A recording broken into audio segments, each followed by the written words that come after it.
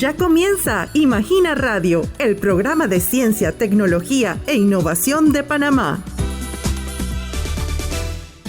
Sean todos bienvenidos a Imagina Radio, el programa de ciencia, tecnología e innovación de la CENACYT, ahora en su nuevo formato de lunes a viernes a las 11:45 de la mañana y su retransmisión a las 4 de la tarde. Soy Reya Rosenheim y nuestra invitada del día es la licenciada Maritza Ríos, nutricionista dietista del Centro Dedicado a la Educación Nutricional del Niño y Adulto, Consultorio SENA del Hospital Pacífica Salud. La licenciada Ríos es una de las investigadoras principales de un estudio que evaluó las conductas relacionadas a salud y alimentación en adultos panameños y residentes durante la pandemia por COVID-19 en Panamá. A continuación conversaremos con ella sobre este tema. Bienvenida a Imagina Radio, licenciada Ríos. Sí, hola, muchas gracias por la invitación y bueno, estamos aquí para dar a conocer los resultados de este gran estudio que hicimos, por supuesto, durante el confinamiento por la pandemia por COVID-19.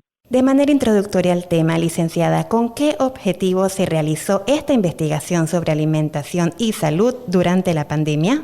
Bueno, nosotros quisimos por lo menos saber y evaluar principalmente, como el título lo dice, las conductas de salud y alimentación, saber qué era lo que estaba pasando específicamente o describir específicamente esas conductas de alimentación y también identificar esos cambios que pudieran haber estado ocurriendo en ese momento, sobre todo en las compras y el consumo de diferentes productos o de diferentes alimentos o grupos de alimentos en la población panameña y también de los residentes extranjeros. Ese era específicamente el objetivo a realizar la investigación. Amigos oyentes, este trabajo contó con la aprobación del Comité Nacional de Bioética de la Investigación. Licenciada, ¿en qué periodo de tiempo se realizó la encuesta y cuál fue la metodología utilizada? Fíjate, el tiempo que utilizamos para hacerlo de la encuesta prácticamente fue en un periodo entre julio y octubre, ¿sí? La metodología utilizada fue una muestra no probabilística, por supuesto el tamaño de la muestra fue 1561 y prácticamente dentro de esto se hicieron una encuesta online, que era más que todo la parte metodológica que se realizó y con un componente bastante interesante que tenía que ver con, le llamaba el doctor Subinas como una metodología mixta, ¿no? Donde se representaban tanto la parte online como la parte o se complementó sobre todo con la parte de encuestas face to face o cara a cara. Excelente. Estas encuestas se realizaron el año pasado, ¿cierto?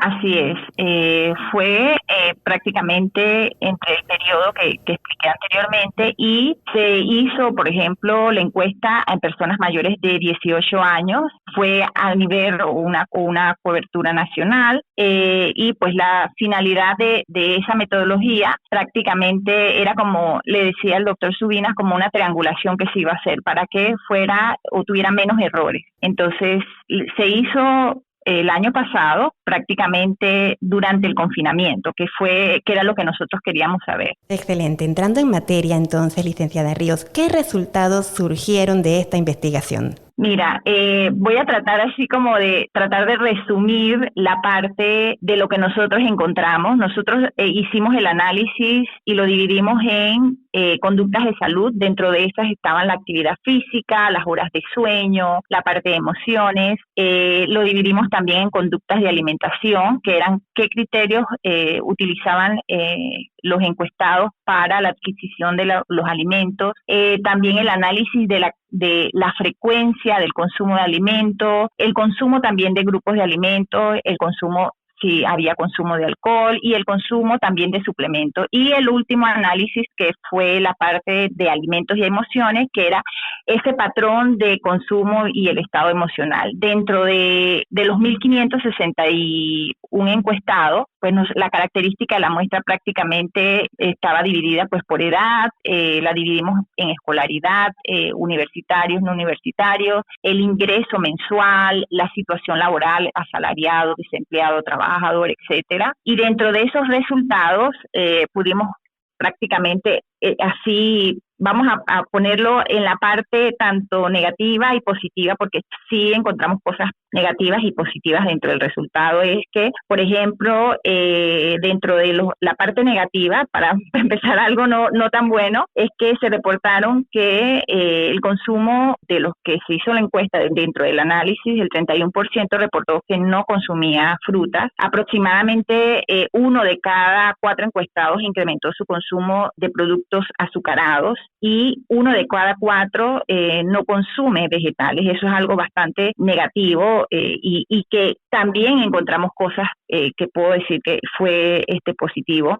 También pues que se reportó que había menos consumo de productos proteicos que eran especialmente del mar, y que las personas con problemas de ansiedad, por supuesto, se incrementaba el consumo más de azúcares. Pero también hay que resaltar, pues, viéndola desde esa perspectiva, que el cambio que existió dentro de esas preguntas que nosotros nos hacíamos para describir, hubo un cambio, y ese cambio prácticamente, uno de los factores más interesantes y fuertes que encontramos fue que los ingresos es un obstáculo y que fue detectado en ese estudio. Por supuesto, los estados emocionales pueden ejercer una gran influencia en las conductas del consumo de alimentos, y que se pudo observar en este análisis. También pues pudimos observar dentro del análisis que se hizo que los hábitos alimenticios, sobre todo la situación sociolaboral, el nivel educativo y los ingresos, y por supuesto están influenciados o están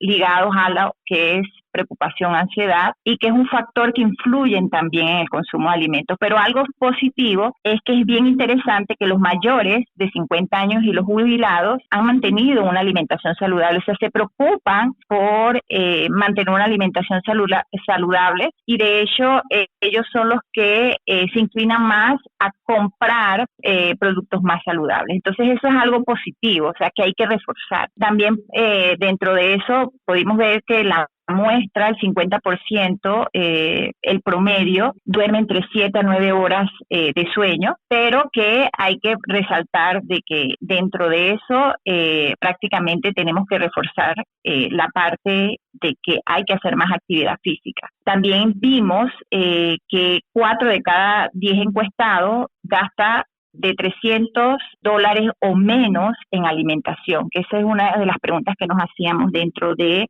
protocolo de investigación, y que vimos los resultados, cuánto era lo que gastaba más o menos de ingresos familiares, cuánto era que utilizaba para compras en la alimentación. Dentro de eso también los 3 criterios, prácticamente lo que explicaba observable, que era, por ejemplo, qué utiliza para comprar alimentos. Los 3 primeros criterios importantes es que se inclinan más a salud, se inclinan más al precio, y se inclinan más a si está disponible o no.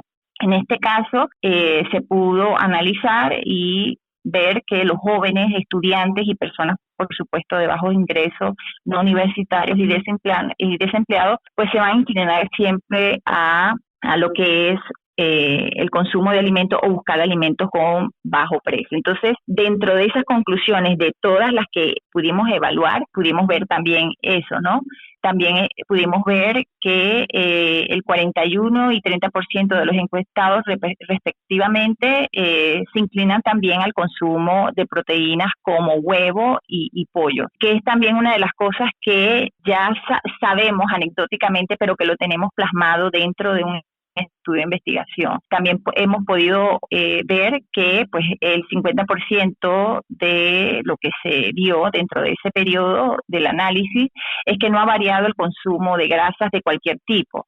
Entonces el panameño sigue consumiendo ese tipo de grasas, ya sea grasas no tan saludables y grasas saludables también. Entonces no hubo una diferencia ahí. También, por supuesto, dentro del grupo de lácteos, el 46% de los encuestados han mantenido su consumo de lácteos igual que antes y durante la pandemia. Entonces, eso nos da, por supuesto, entendimiento de que el panameño no cambió esa parte de su conducta de alimentación, ¿no? También interesante dentro de la parte de suplementación que vimos es que durante la pandemia aumentó el 15%, o sea, 15 puntos porcentuales el promedio de personas que reportaban el consumo de suplementos multivitamínicos en comparación con antes de la pandemia. O sea, hubo un boom entre las personas en comprar productos, por ejemplo, de suplementación, ¿no? Que eso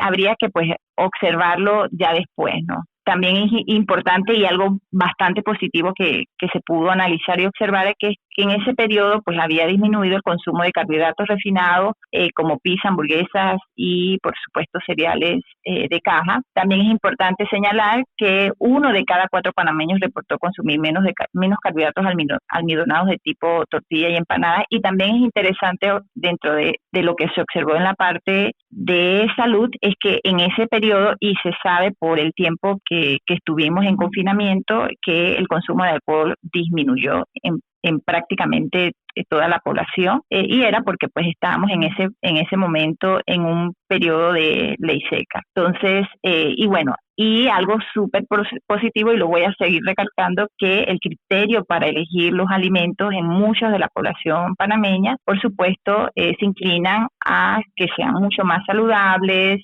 Por supuesto, la disponibilidad es súper importante y cabe destacar que también es el precio, ¿no? Entonces, esto es parte del resumen de lo que nosotros pudimos encontrar en estos resultados.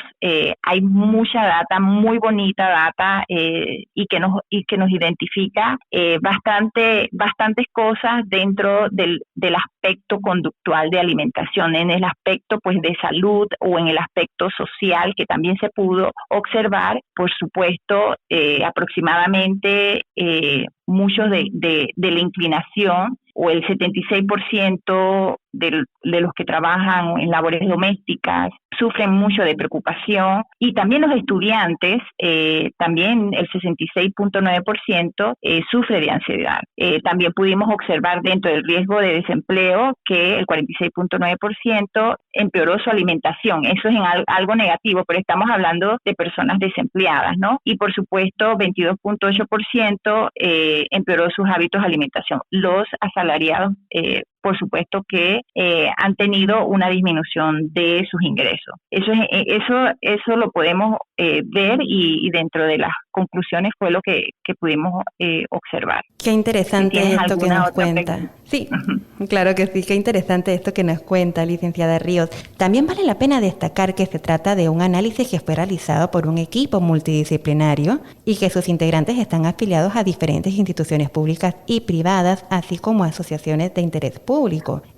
¿Puede mencionarnos quiénes son todos los investigadores que participaron en el estudio? Mira, en el estudio participamos 6 investigadores, en realidad 5 investigadores y un estudiante en ese momento de la carrera de nutrición. Tenemos a la doctora Idalina Cubilla, es una de las investigadoras principales, quien realizó los análisis. Ella trabaja en la Caja del Seguro Social de Aguadulce. Tenemos al doctor John Subinas, que trabaja en CIEP. Él es parte del investigador colaborador, y quien nos ayudó a hacer los análisis. Y dentro de esos análisis a nivel social tenemos al doctor Amador Gudry de Indicasap, quien nos ayudó también dentro de la estructura del informe de investigación, por supuesto como colaborador dentro de la plataforma de la divulgación y por supuesto del Sistema Nacional de Investigación, ¿no? Tenemos a la magíster Celestina Delgado, colaboradora, quien trabaja en el Ministerio de Salud dentro del Departamento de Nutrición. También tenemos a el estudiante Eliezer Torres, de la Universidad Americana, o UAM, que todos conocen, quien también fue colaborador y divulgador dentro del estudio de investigación. Por supuesto, tengo que agradecer